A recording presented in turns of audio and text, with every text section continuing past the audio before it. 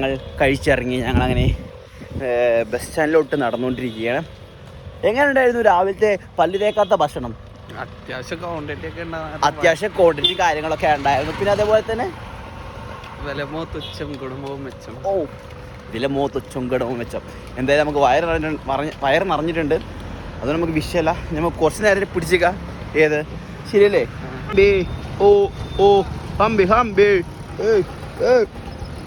ണതൊരു കവിയാണ്. കവി മച്ചാനെ, കവിയുടെ പേരെന്തായിരുന്നു? കനകദാസൻ. നമ്മുടെ ഹോസ്കോട്ടയത്തെ കവിയാണത്. ഹോസ്കോട്ടെ ജംഗ്ഷൻ്റെ കവി.